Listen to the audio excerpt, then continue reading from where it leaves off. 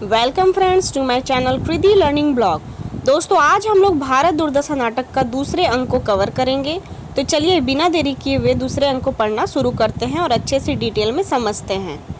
को ले जाते हैं। दूसरे अंक में स्थान शमशान है, दृश्य परिवर्तित होकर शमशान का स्थान बन चुका है। दृश्य में शमशान की दृश्यता दर्शाई गई है। यहाँ पे टूटे फूटे मंदिर मौजूद है, कौवा मौजूद है, कुत्ता सियार घूमते हुए दिखाई दे रहे हैं, अस्थि इधर उधर पड़ी हुई है।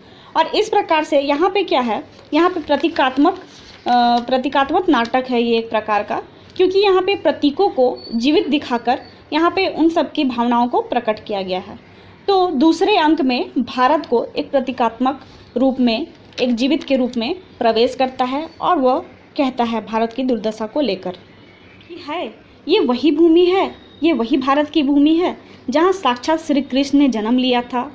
वहाँ पे ये दूत बनकर आए थे भारत में।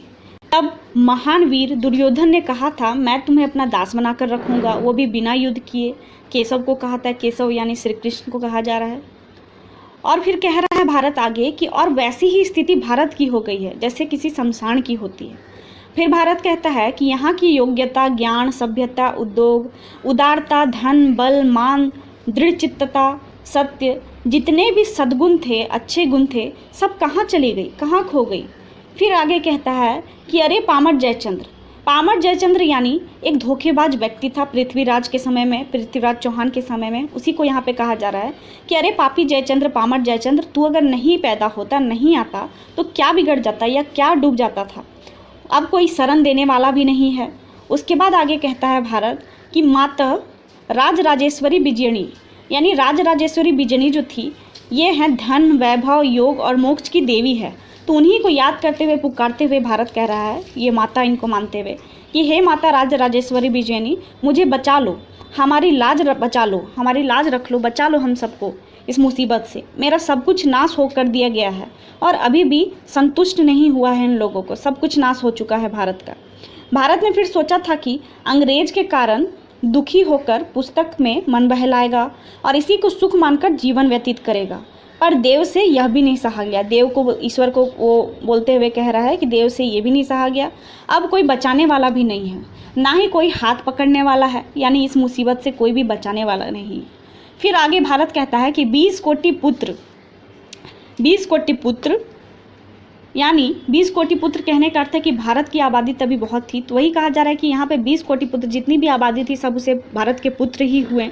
जो भी यहाँ पे लोग रहते थे भारत के, वो सारे भारतीय लोग भारत के पुत्र हुए। तो उसी को कहा जा रहा है, यहाँ भारत कह रहा है कि 20 कोटि पुत्र होते हुए भी, इतने सारे बच्चे होते हुए भी वह अनाथ है।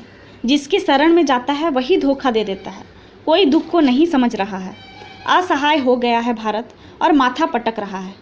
दिन दिन जितनी भी विपत्तियां हैं वो बढ़ती जा रही हैं, सुख कम होती जा रही है, छिन जा रही है और कोई भी साथ नहीं दे रहा है। आगे कहता है भारत कहता है सब सागर में डूबता हुआ जा रहा है, यानी सब खत्म होता चला जा रहा है, धीरे धीरे नाश होता चला जा रहा है।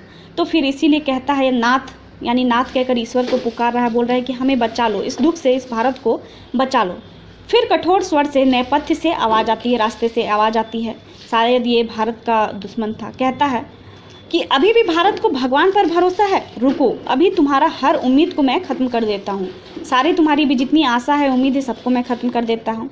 अगर नहीं कर पाऊँगा तो मेरा नाम नहीं रहेगा, ठीक है, मेरा नाम बदल देना। इस प्रकार से वो धमकी देता है। फिर भारत डर जाता है, डरता हुआ काँपने लगता है और रोकर फिर कहने लगता है। रो कर भारत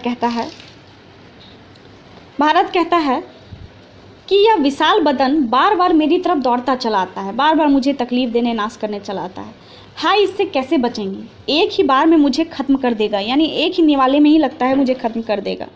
राजराजेश्वरी देवी यानी उस देवी को फिर से पुकारता हुआ कहता है, जो कि 7 समुंदर पार रहती है, कहता है, और बैकुंठ के परमेश्वर को भी याद करता हुआ कहता है कि वो दोनों दूर रहते हैं, तो अब मेरी क्या दशा होगी। अब वो चिंतित है भारत कि आखिर अब उसकी क्या दशा होगी, कौन उसे बचाएगा।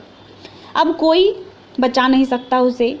यह कहते कहते कि अब मरा, यानी कभी भी भारत पूरी तरह से ख़त्म हो जाएगा, इस चिंता में वह मूर्छित होकर वहाँ पे गिर जाता है। उसके बाद निर्लज्जता आती है। निर्लज्जता आकर कहती है कि मेरे रहते तुमको प्राण की फिक्र है, छी छी, तुम भीख मांग कर खाओगे। प्राण देना कायरों का काम है, यानी कहती है कि अगर जिंदा रहोगे, जीवन ही सब कुछ है, अगर जिंदा रहोगे तो भीख मांग कर भी खा पाओगे, लेकिन मर जाना एक कायरता वाली काम है, निर्लज्जता वाली काम है, तो वैसा तुम काम नहीं करो। धन गया तो क्या हुआ, जीवन तो है, कम से कम जीवन रहेगा तो तुम भीख मांग कर भी खा पाओगे। फिर निर्लज्जता कहती है अगर सच में भारत बेहोश हो गया है तो उसे उठा ले चलो। तो फिर वो कहती है कि नहीं नहीं, मुझसे अकेले ना उठेगा। नेपथ्य की ओर देखकर कहती है फिर आशा को पुकारते हुए कि आशा आशा जल्दी आओ, यानी आशा को भी यहाँ पे एक जीवित प्राणी के रूप में दिखाया गया है, उसे भी पुकारा जा रहा है। फिर आशा आती है। फिर निर्लज्जता आशा से कहती है यह देखो भारत मरता है, जल्दी इसे उठा ले चलो, यानी भारत का खत्म होते जा रहा है, इसे जल्दी उठा ले चलो।